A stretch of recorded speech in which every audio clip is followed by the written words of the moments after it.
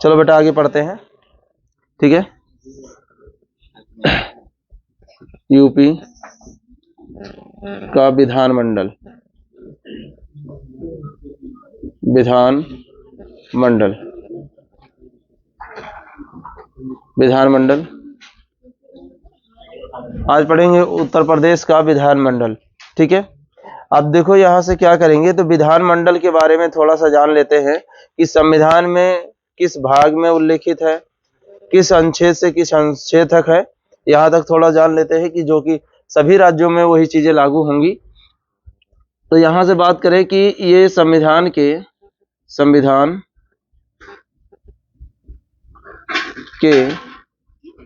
भाग 6 में, तो अभी यह बात की जाए कि विधानमंडल का उल्लेख कहाँ पे मिलता है, तो भाग 6 में मिलता है।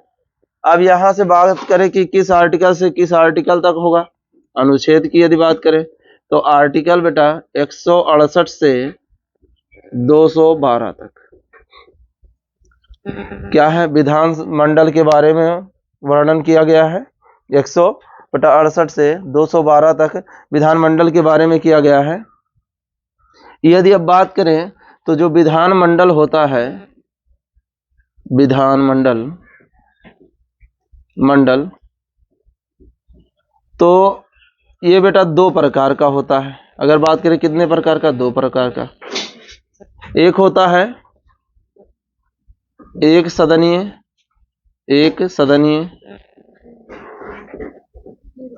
विधानमंडल,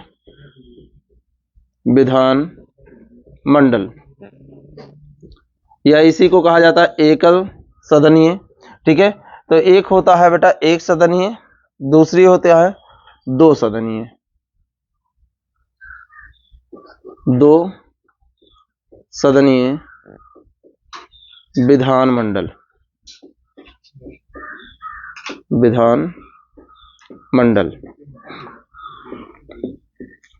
यदि एक सदनीय की बात करें तो एक सदनीय क्या होता है और 2 सदनीय क्या होता है, दोनों में डिफरेंस क्या है, अंतर क्या है, तो देखेंगे। एक सदनीय में जिस राज्य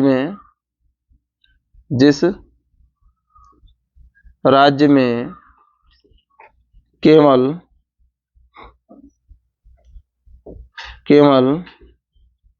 विधानसभा होती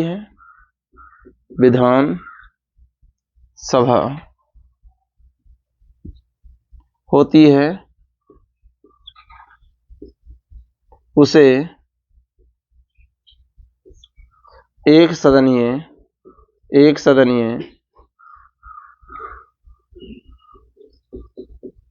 सदनीय विधानमंडल कहते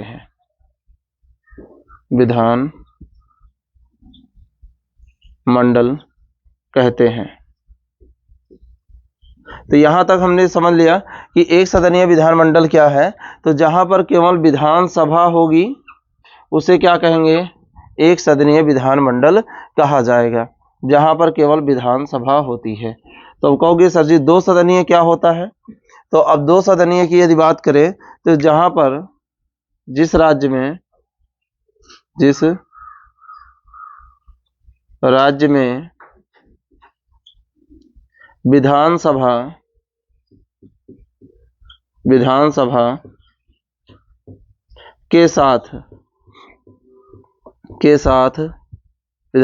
के साथ विधान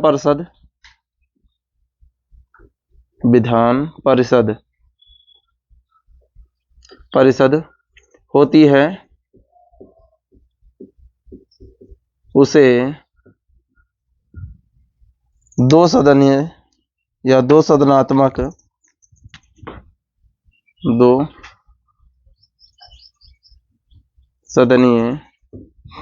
विधानमंडल कहते हैं,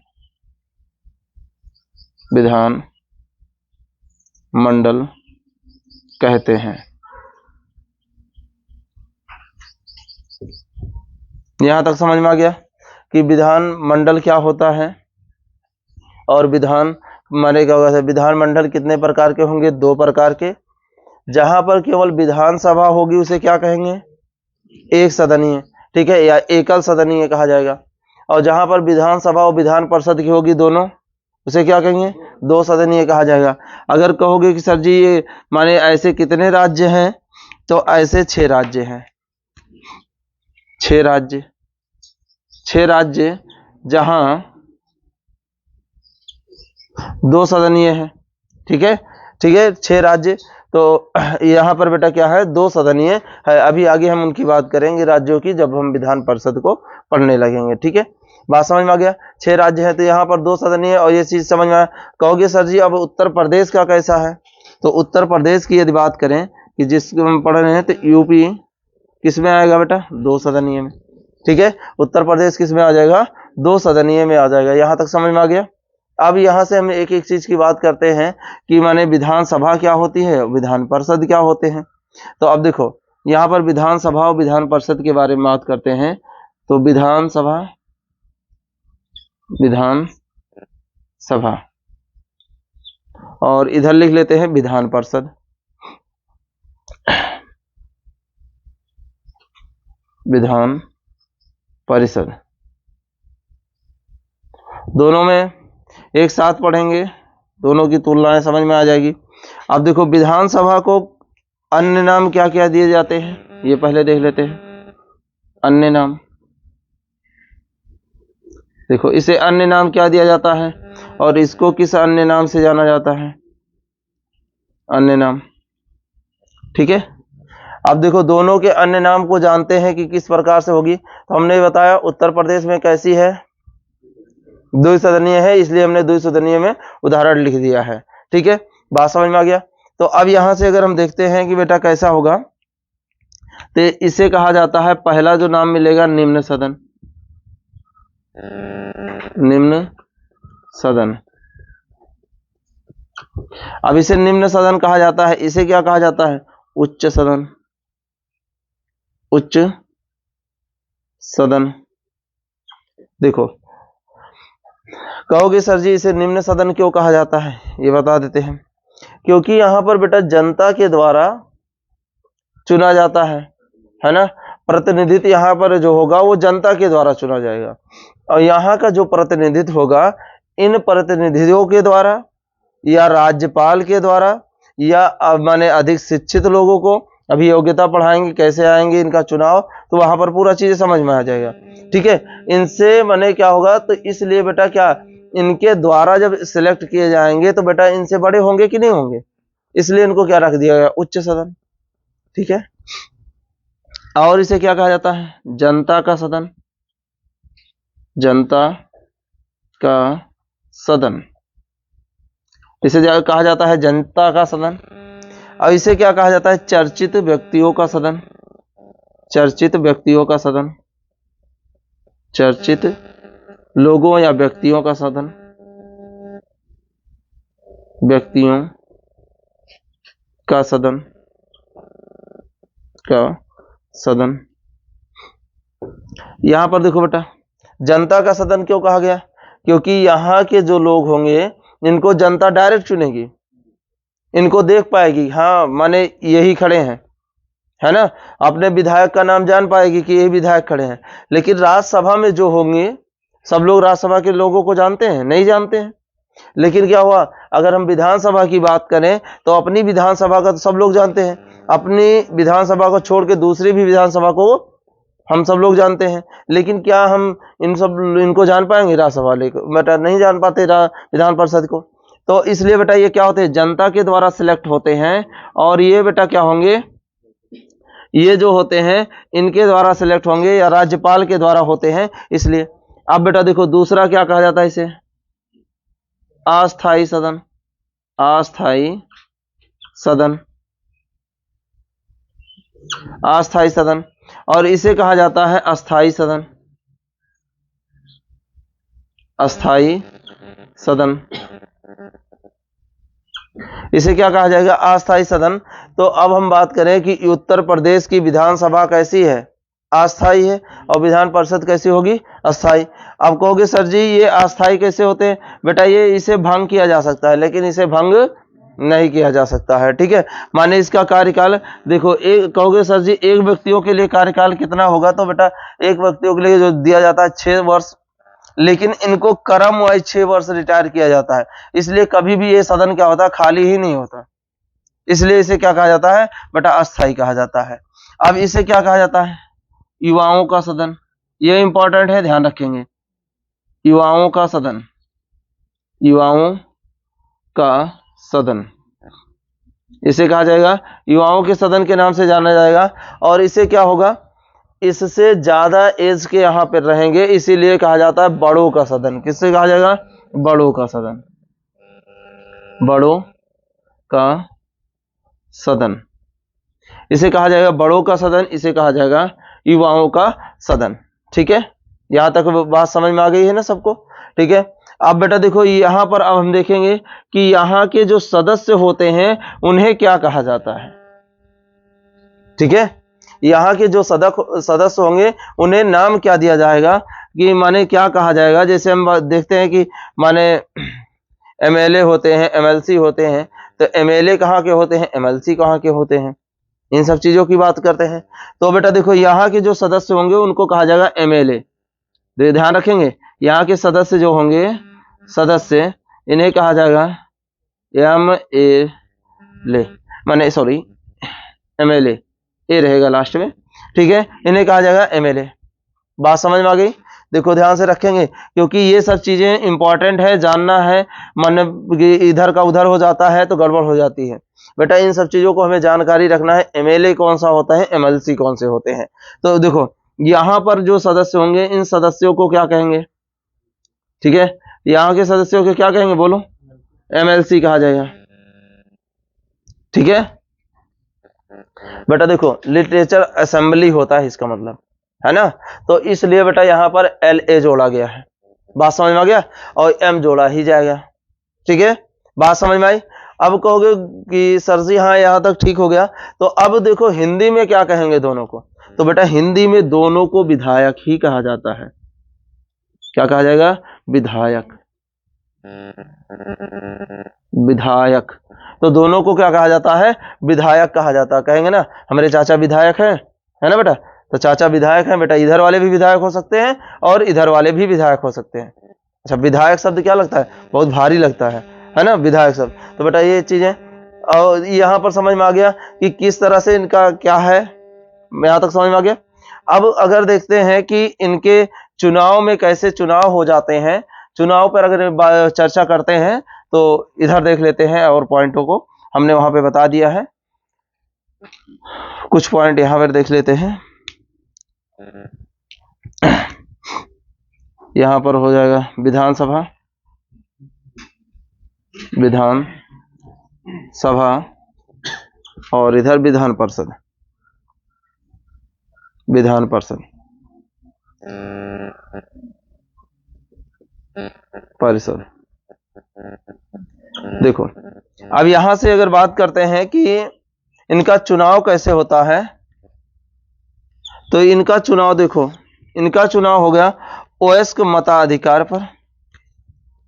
ठीक है, वयस्क मताधिकार, अधिकार से, मताधिकार से, और किससे बेटा, वोटिंग प्रणाली, वोटिंग प्रणाली की वोट पड़ेगा। ठीक है, इनका चुनाव कैसे होगा, तो बेटा वयस्क मताधिकार पर वोटिंग के दौरान किया जाएगा। ठीक है, बात समझ में आ गया।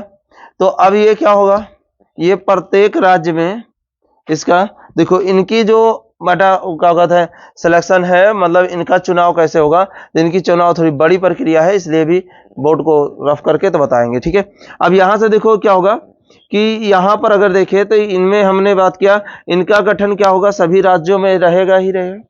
समझ में आ गया, इनके गठन की प्रक्रिया क्या है, सभी राज्यों में नहीं रहती है, तो इनके गठन की एक प्रक्रिया है ना, तो ये सभी राज्यों में इनका गठन रहता है। तो इसको हम ध्यान रखेंगे कि कौन कौन से राज्यों में होता है, तो इनका सभी राज्यों में गठन होता है। तो ये होते हैं सभी राज्य में, सभी राज्य में गठन। गठन होता है, ठीक है।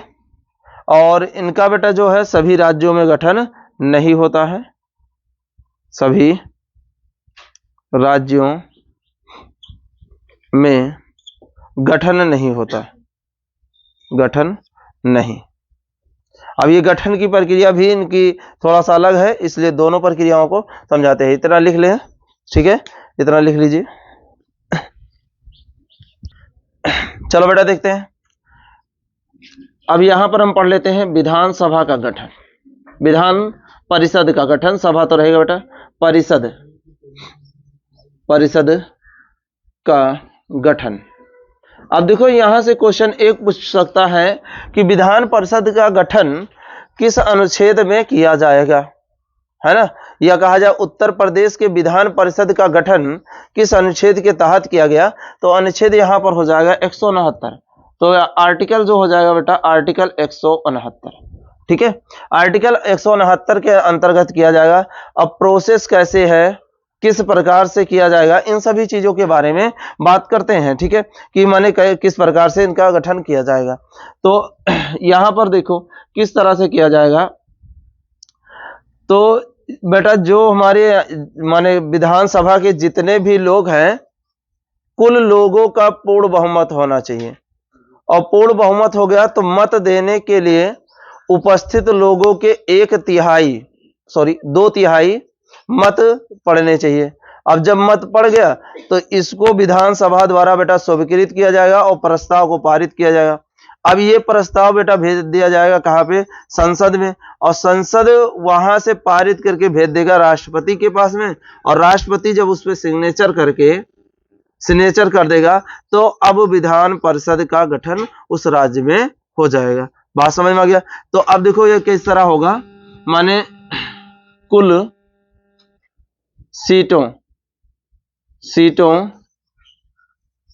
से पूर्ण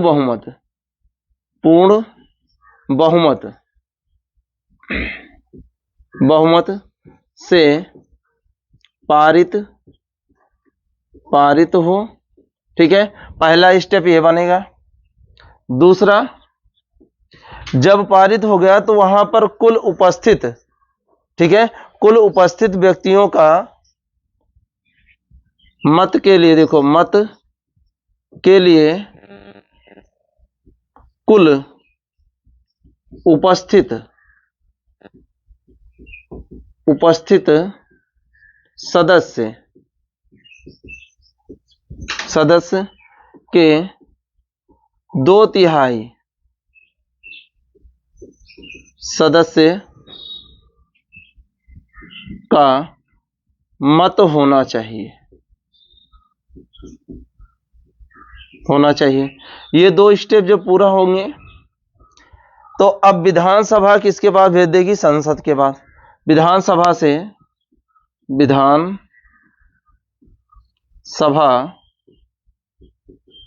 से पारित होकर बेटा कहां पहुंच जाएगा, संसद में, और संसद क्या करेगी, अब संसद भेज देगी सिग्नेचर करने के लिए राष्ट्रपति के पास।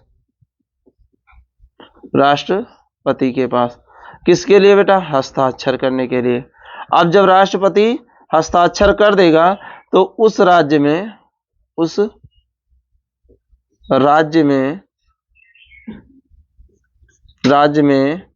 विधान परिषद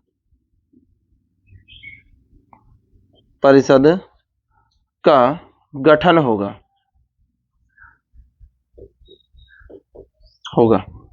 तो ये प्रोसेस है तुम्हारे विधानसभा के गठन का, ठीक है। फिर से बता देते हैं एक बार विधानसभा की परिषद का गठन किस प्रकार होगा। देखो यहां पर बेटा क्या होगा, जितनी सीटें हैं कुल सीटों का पूर्ण बहुमत। कहोगे सर जी ये लाइन नहीं समझ में आई, अभी समझा रहे हैं, ठीक है। तो कुल सीटों का पूर्ण बहुमत होना चाहिए।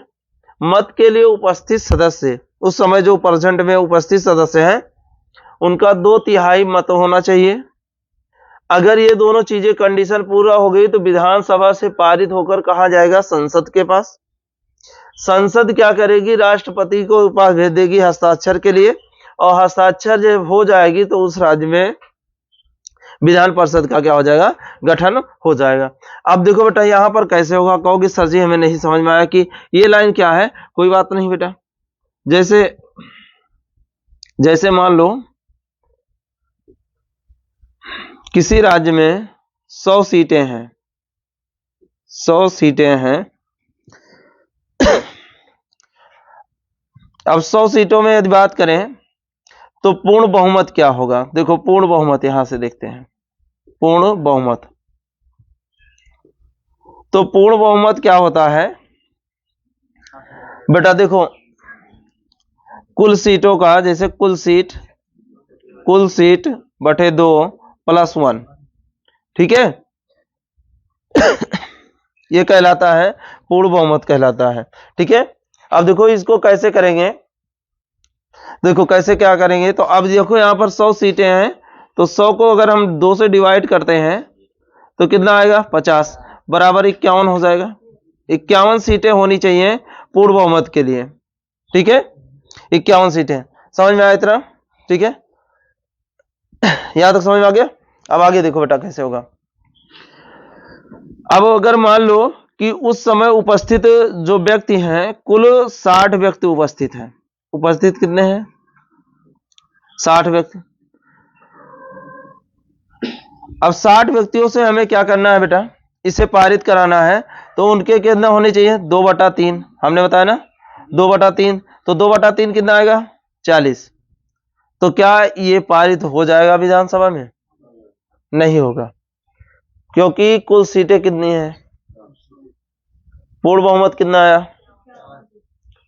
तुम्हारे पास बेटा क्या है, सदस्य जो वोट डाले हैं 40। तो पूर्ण बहुमत को पार करना चाहिए या पूर्ण बहुमत प्राप्त करना चाहिए। बेटा देखो 100 सीटें हैं, तो जब 100 सीटें यहां पर होंगी तो बेटा सदस्य जिस दिन आएंगे उस दिन पारित कराई जाएगी। समझ में आ गई बात कि क्या होगा। तो अब अगले दिन देखते हैं हम कितने आ जाएं, 90 आगे 2/3, अब कितना आ जाएगा, 60। अब क्या हो जाएगा, पारित। बात समझ में आ गया। पूर्ण बहुमत किस तरह होगा और किस तरह सीटें ये पारित होंगी, तो नोट कर लें इसे। अब देखेंगे बेटा विधानसभा पर माने विधान परिषद का चुनाव कैसे होता है। चुनाव विधान परिषद का चुनाव, यदि विधान परिषद के चुनाव की बात करें तो बेटा देखो 1/3 सदस्य जो होंगे स्थानीय निकाय से चुने जाते हैं। स्थानीय निकाय मतलब क्या होगा, नगर पालिका और जिला से। तो बेटा क्या होगा, इनका चुनाव कैसे होगा। तो पहला जो हो जाएगा 1/3 सदस्य स्थानीय निकाय से चुने जाएंगे। स्थानीय निकाय का मतलब बात करें तो कैसे हो जाए बेटा, नगर पालिका हो गया और जिला। तो जैसे जिला पंचायती जो लड़े हैं यहां से चुने जा सकते हैं, ठीक है। इन लोगों को चुना जाएगा। तो यहां पर हम लिख लेंगे कहां से बेटा, नगर पालिका हो गया। और बेटा जिला बोर्ड से, जिला बोर्ड से चुने जाएंगे। अब यहां से यदि बात करें कि दूसरे के माने दूसरा किस प्रकार से, तो 1/12 सदस्य, ठीक है। 1/12 सदस्य जो होंगे, 1/12 सदस्य जितने होंगे कुल का 1/12 सदस्य बेटा ये जो 3 वर्ष पहले स्नातक कर चुके हों, 3 वर्ष पहले स्नातक। तो बेटा यहां पर क्या होगा, 3 वर्ष से स्नातक किए हों, ठीक है। और अगले स्टेप में देखेंगे तो क्या होगा, 1/12 सदस्य कैसे होंगे। तो बेटा जो 3 वर्ष से अध्यापन कर रहे हों, अध्यापन मतलब पढ़ा रहे हों बच्चों को, ठीक है, वहां से लिए जाएंगे। तो 1/12 कहां से लिए जाएंगे, 3 वर्ष से अध्यापन कर रहे हों,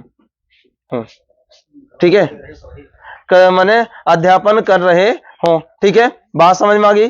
तो बेटा 3 वर्ष से क्या कर रहे हो, अध्यापन कर रहे हो, उनको भी क्या किया जाएगा, इसमें से सेलेक्ट कर लिया जाएगा। अभी यदि आगे बात करें तो यहां से देखेंगे अगला क्या हो जाएगा, 1/3 सदस्य फिर चुने जाएंगे। कहां से, विधानसभा से। मैंने बताया ना कि विधानसभा के लोग भी हो सकते हैं, तो यहां पर बेटा 1/3 सदस्य कहां से हो जाएंगे, सदस्य विधानसभा से, विधान सभा से, सभा से, तो विधानसभा से होंगे।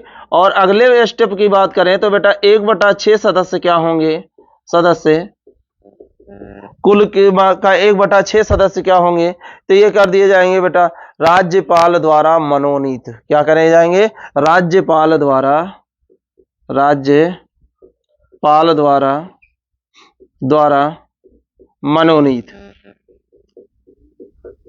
अब मैंने मनोनीत किस किस क्षेत्र में किया जाएगा, तो इसको राज्यपाल वाले टॉपिक में हमने बताया है कि कैसे कैसे मनोनीत किए जाएंगे। तो ये माने क्या होगा, विधान परिषद के चुनाव के होंगे कि इस प्रकार से व्यक्तियों को क्या किया जाए, इसमें चुना जाएगा। ठीक है, बात समझ में आ गया यहां तक।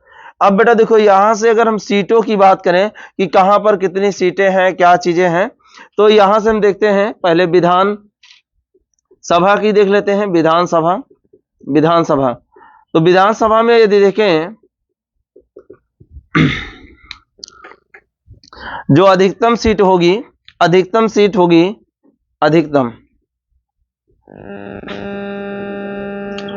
किसी राज्य में सीटें हो सकती हैं 500 सीटें, 500 सीटों से अधिक नहीं होगी। ठीक है, और न्यूनतम की यदि बात करें कि न्यूनतम कितनी होगी, न्यूनतम, तो न्यूनतम जो सीटें हैं ये बेटा 60 से कम नहीं हो सकती। सीटें जो हैं ये 60 से क्या होंगी, कम नहीं होंगी, 60 सीटें होंगी न्यूनतम। बात समझ में आई। तो अधिकतम कितनी हो सकती हैं, तो बेटा अधिकतम हो सकती है हमारे पास कितनी बेटा 500 सीटें, और न्यूनतम कितनी हो सकती हैं, 60 सीटें। लेकिन इसके कुछ अपवाद आ जाते हैं, अपवाद आ जाएंगे, स्टार बना के लिख देंगे। तो बहरहाल हम उत्तर प्रदेश पढ़ रहे हैं, लेकिन यहां से मैं अपवाद भी बता दे रहा हूं कौन कौन से। तो गोवा है, गोवा में 40 सीटें हैं। ठीक है, और मिजोरम है, मिजोरम में बात करें तो यहां पर भी 40 सीटें हैं। और सिक्किम में बात करें तो इससे भी कम है, सिक्किम, तो सिक्किम में कितनी सीटें हैं, 30 सीटें हैं। ठीक है, 30 सीटें हैं। तो ये कुछ अपवादित राज्य हैं। तो कहोगे सर जी उत्तर प्रदेश में कितनी सीटें हैं। ठीक है, तो अगर उत्तर प्रदेश, अब यूपी की बात करें, यूपी में तो 403 सीटें हैं। पहले कितनी थी, तो बेटा 404 सीटें थी, लेकिन एंग्लो इंडियन वाला खत्म कर दिया गया, इसलिए 403 सीटें बची। अगर उत्तर प्रदेश की बात करें कि उत्तर प्रदेश में और कुछ चीजें सीटों के बारे में, तो यहां पर 1967 में देखेंगे कितनी सीटें थी। तो 1967 में जो सीटों की संख्या थी उत्तर प्रदेश में, यूपी में 1967 में यहां पर सीटों की संख्या थी 431 सीटें, 431 सीटें थी। और 2000 में बात करें कि 2000 में कितनी सीटें थी उत्तर प्रदेश में, यूपी में अगर 2000 में बात करें, यूपी 2000 में, तो 2000 में थी 425 सीटें, 425 सीटें। लेकिन उत्तराखंड के अलग होने के कारण, ठीक है, यहां पर सीटें क्या हो गई, कम। पहले 2000 में उत्तराखंड भी हमारा भाग था, इसलिए सीटें क्या थी, ज्यादा थी, लेकिन उनको अलग होने के कारण यहां पर सीटें क्या हो गई, कम हो गई। क्लियर है, बात यहां तक समझ में आ गया। तो यदि बात करें कि क्या कहोगे सर जी क्या कुछ सीटें आरक्षित भी की गई हैं, हाँ बेटा आरक्षित की गई हैं, कुछ सीटें हमारी क्या है, आरक्षित कर दी गई हैं। ठीक है, आरक्षित किसके लिए की गई है, एसटी और एससी के लिए। और इसको बेटा किस आर्टिकल के दौरान आरक्षित किया गया, आर्टिकल 332 के दौरान। आर्टिकल 332 के दौरान क्या कहा गया, प्रत्येक राज्य के विधानसभा में, ठीक है, प्रत्येक राज्य की विधानसभा में एसटी और एससी के लिए सीटें आरक्षित की जाएंगी। बात समझ में आ गया। तो बेटा क्या कहा गया, प्रत्येक राज्य में बेटा क्या किया जाए, एसटी और एससी के लिए सीटें आरक्षित की जाएंगी उनकी संख्या के अनुपात में। ओबीसी के लिए नहीं बेटा आरक्षित है, ध्यान रखेंगे, एसटी और एससी के लिए। तो यहाँ पर अगर बात करें कि कितनी सीटें की गई हैं, तो मैंने बता दिया आर्टिकल किन से, में आर्टिकल 332 के दौरान 332 के दौरान क्या कहा गया है, उनके अनुपातिक जनसंख्या अनुपात के हिसाब से सीटों को क्या किया जाएगा, आरक्षित किया जाएगा। तो अब इसके आर्टिकल के दौरान से उत्तर प्रदेश में भी, यूपी में भी बेटा सीटें आरक्षित की गई हैं। देखो एसटी एससी के लिए बेटा जो सीटें हैं कितनी आरक्षित, 84 सीटें आरक्षित की गई हैं, ठीक है। और उसके बाद यदि बात करें एसटी के लिए कितनी सीटें, तो 4 सीटें की गई हैं। तो अगर हम कुल सीटों की बात करें, कुल सीटें कितनी हो जाएंगी, 89 सीटें बेटा क्या की हैं, इसमें आरक्षित की गई है, ठीक है। बात समझ में आ गया। तो इतनी सीटें बेटा हमारी क्या की गई हैं, यहाँ से आरक्षित की गई हैं। यदि बात करें उत्तर प्रदेश के किस जिले में सर्वाधिक सीटें हैं, तो बेटा सर्वाधिक सीटें तो प्रयागराज में, तो प्रयागराज में बेटा सर्वाधिक सीटें हैं, 11 सीटें यहाँ पर हैं, 11 सीटें। तो प्रयागराज में क्या है, सर्वाधिक सीटें हैं। तो ये हमने देख लिया लोकसभा के संदर्भ माने विधानसभा के संदर्भ में कहां पर कितनी सीटें हैं, सीटों का बंटवारा किस तरह से है, ठीक है।